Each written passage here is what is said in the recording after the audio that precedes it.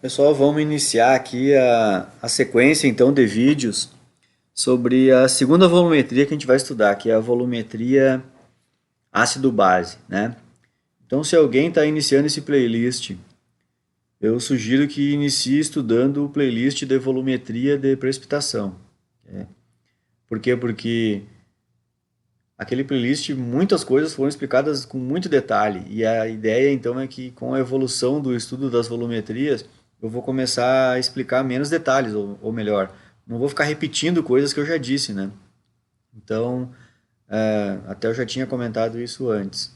Então, aqui a gente vai começar a estudar a volumetria ácido-base, então, tá? Já estudamos a volumetria de precipitação, e agora, nessa volumetria, vocês vão perceber, e assim como as próximas que virão, que muitas coisas é tudo igual. Então, por exemplo, essa parte inicial do material aqui é Ctrl+C, Ctrl+V, é a mesma da volumetria de precipitação, porque é tudo a mesma lógica. A gente vai sempre colocar uma amostra em que a gente conheça o volume, usando vidraria volumétrica, né? Caso a amostra seja colocada no Erlenmeyer via sólida, então a gente pesa a amostra numa balança analítica, né? E depois a titulação é feita com a bureta. Normalmente o reagente titulante, né, o analito, aliás, ele é o que está aqui no Erlenmeyer, e o reagente que a gente conhece a concentração, que é o titulante, a gente coloca na bureta. Pode ter alguma derivação, não é obrigado, né? Mas pode. Então, normalmente, a grande maioria das vezes é essa a lógica das coisas, né? O reagente que a gente conhece é o titulante, colocamos na bureta, tá?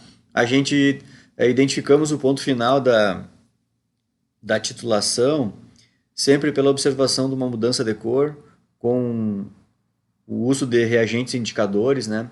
Também é outra situação em que é muito frequente, mas também não é obrigado a só usar indicadores. A gente pode usar instrumentos analíticos aqui que sirvam como indicador do ponto final. Então essas coisas, acho que tudo isso que eu estou dizendo agora eu já disse, tá? Então dá para nós ir mais rápido aqui no estudo dessa volumetria, certo? Outra coisa que eu também já ensinei, e aqui vale a mesma coisa, é que para a gente descobrir qual é o ponto de equivalência, ou seja, quando é que o reagente titulante reagiu estequiometricamente, a quantidade estequiometricamente necessária para neutralizar todo o analito. Esse é o nosso ponto de equivalência. Lembram disso? Então, o modelo de se fazer o cálculo do ponto de equivalência também é igual, é o mesmo esquema. A gente escreve a concentração do titulante, volume do titulante, concentração do titulado, que é o analito, e o volume aonde esse analito está, o volume da amostra ali, né? E aí a gente tem que lembrar que em cima aqui a gente escreve as estequiometrias da reação, né? Se é 1 mol de titulante para 1 mol de analito. Quando é 1 para 1 não tem mistério, mas quando vamos supor que a reação acontece entre 1 mol de titulante para 2 mol de analito, tem que lembrar que esses números aqui a gente tem que multiplicar invertido a concentração do outro. Então, nesse exemplo que eu inventei agora, que era 1 mol de titulante para 2 mol de analito, tem que lembrar que quando escrever a concentração do titulante aqui, tem que multiplicar ela por 2. E já aqui a do titulado não precisa fazer nada, porque multiplicar por 1 e não fazer nada dá no mesmo, né? Mas então tem que lembrar disso. Sempre ao fazer esse cálculo aqui do volume necessário para se chegar no ponto de equivalência, tem que usar a estequiometria. E aquilo que eu sempre digo, se tu esqueceu disso e era 1 para 1, beleza, não vai dar errado, né? Mas se tu esqueceu e não era 1 para 1, pode saber que tu já errou aí teus cálculos na largada. Seguindo então a sequência, o que a gente vai estudar primeiro aqui, né, na volumetria de neutralização? A gente vai estudar primeiro, né, melhor dizendo, a gente vai de novo começar pelas titulações teóricas que eu chamo, né? Que é, na verdade, a gente não é uma condição experimental da volumetria, e sim, aliás, uma hipótese, uma titulação teórica. A gente diz quem é o titulante, a gente sabe quem é o analita, a gente sabe a concentração dele, a gente sabe tudo. E na verdade a gente fica fazendo tudo isso para depois montar um gráfico e ver como é que a titulação se comporta em todos os momentos da titulação. É um jeito teórico de estudar a titulação e é um jeito muito interessante. A gente quase que sabe a fisiologia das volumetrias, né? É isso, a gente enxerga ela por todos os detalhes da volumetria. E esse é um ótimo jeito de estudar. Uma pessoa que domina essa parte aqui, ela nunca vai ter tanta dificuldade assim, ou talvez não tenha dificuldade nenhuma no resto, né? Porque ela domina a volumetria. Bom, então vamos lá. Aqui a gente vai ter a primeira titulação a ser estudada, que é uma condição a mais simples que tem, que é quando titulamos um... Fizemos, primeiro que aqui é uma volumetria de neutralização, então a gente está falando de ácido e base, tá? Então quando a gente... Os coadjuvantes aqui, aliás, os... Coadjuvante não, os personagens principais aqui, né? Os protagonistas, faltou a palavra, os protagonistas aqui, no caso, são ácidos fortes e bases fortes. Aí a gente tem que lembrar que o que quer dizer um ácido forte? Um ácido forte é aquele ácido, por exemplo, o ácido bromídrico é um ácido forte. Se tu coloca ácido bromídrico em água, praticamente todas as moléculas de ácido bromídrico perdem o seu íon H+. Então, um exemplo idiota aqui, eu coloco 100 moléculas de ácido bromídrico em água, a maioria, 90, não me lembro quantos por cento agora de cabeça, mas 90 e tantos por cento do ácido bromídrico, eles perdem o seu íon H+. Inclusive existe um cálculo para isso, que é chamado grau de ionização, que tem aquele alfazinho, né? Isso a gente fazia lá em Quali. Então, o ácido forte, quando a gente sabe que um ácido é forte, a gente meio que nos cálculos a gente diz que ele 100% se ionizou. Então é uma prática muito comum na química, né? No momento que eu sei que o ácido é forte, eu digo que, bem dizer, 100% dele perdeu os íons H+. Embora na prática não seja bem assim, mas no cálculo a gente pega e faz, porque a gente erra muito pouco, né? E a mesma coisa com as bases. As bases fortes são aquelas bases iônicas de metais alcalinos e alcalinos terrosos, né? Com exceção do magnésio, tá? Então aquelas bases ali são consideradas bases fortes. E principalmente essas bases de metal alcalino aqui, né? Que é o hidróxido, o sódio e o potássio, as duas mais comuns aqui nos laboratórios, né? Hidróxido de sódio e hidróxido de potássio. Então a gente está nessa condição aqui, pessoal.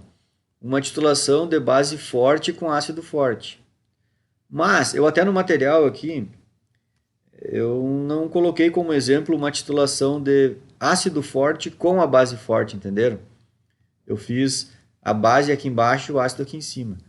Mas se a gente quiser fazer uma titulação que nem essa, é a mesma lógica que a gente vai seguir aqui para frente.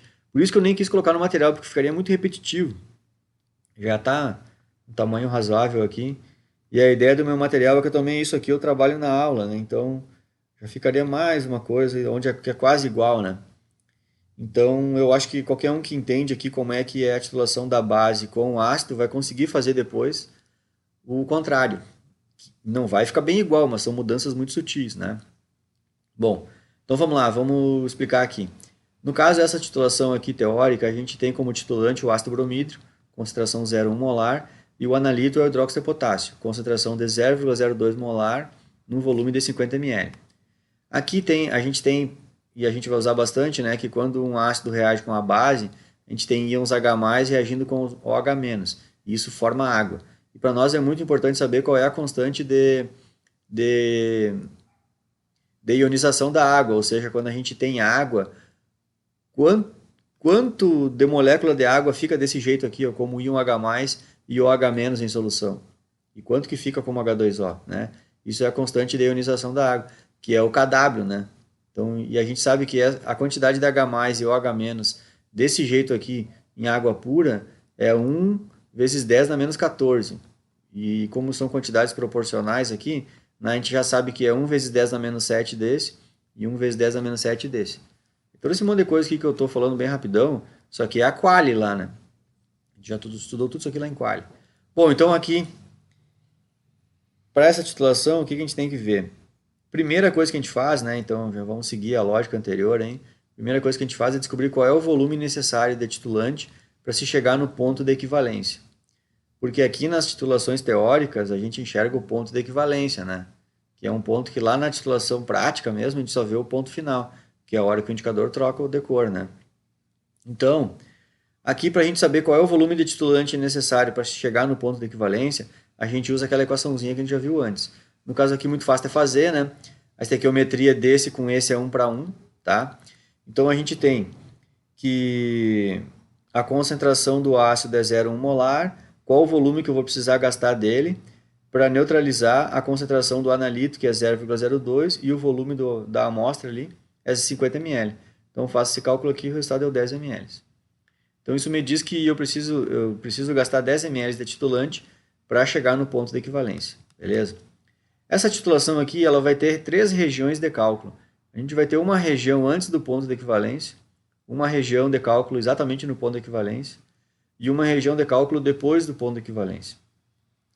Essa é uma titulação teórica bem simples, é até mais simples que aquela que a gente fez antes, da volumetria de precipitação. Eu digo mais simples no sentido dos cálculos, né? Inclusive a lógica de cálculos aqui, vocês vão ver que é muito parecida, né? Mas ela vai ficar até um pouquinho mais enxuta, nesse caso aqui. Então vamos lá. Na região antes do ponto de equivalência, a gente vai seguir aquela mesma lógica. O que está acontecendo na região antes do ponto de equivalência? A reação é essa. Cai da bureta íons H+, e lá embaixo eu tenho meu analito, que é o OH-, da base forte. E o ácido que cai da bureta é forte também. Então, qual é a quantidade? E aqui embaixo eu faço uma interpretação, digamos assim, pensando na fração. Fração é o pedaço, a parte de uma parte de uma quantidade específica, né? E a gente sabe, aliás, que a quantidade de reagente, de titulante que tem que cair da bureta é 10 ml. Então, essa quantidade, digamos assim, de reagente que tem que cair dali é 10. E aí a gente trabalha com esse valor numérico, o 10, para dizer que no início da titulação, quando nem caiu o titulante ainda, a quantidade de KOH aqui era a máxima, era o todo, era o 100%, entenderam? Então, o todo, o 100%, eu consigo expressar ele na forma de fração. E aí, para mim expressar isso na forma de fração, basta que o resultado da fração dê 1. Então, eu poderia botar 1 dividido por 1, eu poderia botar 5 dividido por 5. Todas estariam certas. Só que não seria tão útil como eu usar a fração 10 de 10. Por que eu escolhi o 10? Porque o 10 é exatamente o valor numérico do volume de titulante que tem que cair. E isso vai facilitar muito a nossa vida. Já expliquei com mais detalhe em vídeos anteriores, aqui estou indo só mais rápido, né? Para mostrar por que o 10 do 10 aqui. Então, o 10 do 10 veio dessa lógica aí, né? Então, no início, quando nem caiu ainda titulante, eu tenho 10 de 10 de fração, né, do analito. Só que aí aqui, já para simular um cálculo, eu chutei que foram adicionados 13 ml de titulante. Então, se eu adicionei 13 ml de titulante, eu estou adicionando 13 ml de uma quantidade que deveria ser 10. Essa é a fração de titulante que eu adicionei, entenderam? A fração, não a quantidade. Isso é a fração. Então, sabendo que quando o reagente titulante cai aqui no Erlenmeyer, ele já reage com o analito e forma o produto, que no caso aqui o produto é a formação da água. Se eu jogo uma fração de 3 de 10 de titulante, é porque a fração de água formada vai ser esse 3 de 10.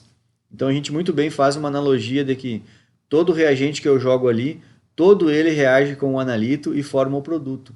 E, inclusive essa lógica aqui, ela está correta, né? Não está errada. Inclusive, essa ideia aqui eu até já falei, de cálculo eu tirei lá do Harris e acho muito boa, é muito inteligente essa lógica de raciocínio. E inclusive sempre depois dessa lógica, abaixo aqui a gente coloca um tracinho. E aí é uma outra coisa que eu expliquei bastante na volumetria de precipitação, e aqui eu só vou explicar mas de forma mais rápida, que é o seguinte, quando a gente vê esse tracinho, na cabeça da gente a gente associa que não ficou nada. Eu acho que é bem comum do ser humano pensar nisso. O cara botou um tracinho porque não tem nada. E aí, pessoal, eu já vou dizer para vocês que nessa volumetria aqui de ácido base, a gente vai fazer aquele mesmo gráfico lá no final, onde no eixo do X era o volume de titulante gasto, isso está igual que a gente já fez na volumetria de precipitação. A novidade aqui é que no eixo do Y, a gente vai falar da concentração de íons H+, na solução, ou seja, a concentração de íons H+, que fica aqui dentro desse Erlenmeyer, o tempo inteiro enquanto a titulação está acontecendo, certo? E a gente não vai falar da concentração de H+, na real a gente vai dizer o menos log da concentração de H+. E por acaso vocês se lembram o que quer dizer menos log da concentração de H+? Se lembraram aí?